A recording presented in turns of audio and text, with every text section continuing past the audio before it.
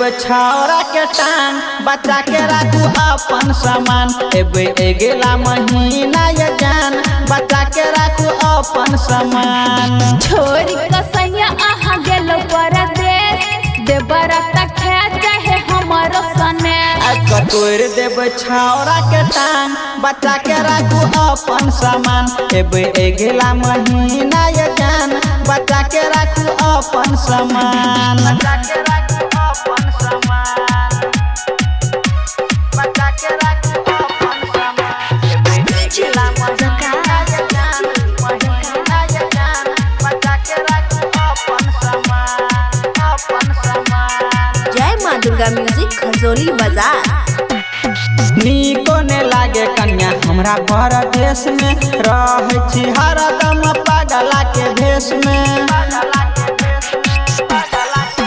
हाँ नीको ने लागे कन्या हमरा परदेश में रह छी हरदम पागला के भेष में। जल्दी से आहा पिया करू वीडियो कॉल दोसरा मोबाइल से देखी सकल कटोर देव छौरा के टांग बचा के राखब अपन सामान एबे एगेला महीना ये जान बचा के राखू अपन सामान। बचा के राखू अपन सामान बचा के राखू अपन सामान एबे एगेला महीना ये जान महीना ये जान बचा के राखू अपन सामान।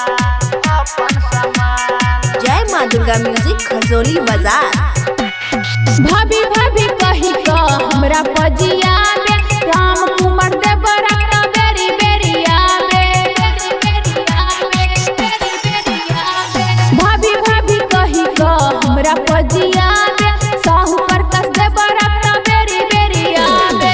चिंता न करू रूबी अही पधियान आ उंगरी पर गिन गिन करे छी बिहान। लगे तोर देखते देवरा मचान बताबू कहिया ए बैयो जान एबे एगेला महीना ये जान बचा के राखू अपन सामान। छोरी कसैया आहा गेलो परदेश देवरा तक चाहे हमारो सने कटोर देव छौरा के टांग बचा के राखू अपन सामान एबे एगेला महीना ये जान बचा के राखू अपन सामान। अपन सामान।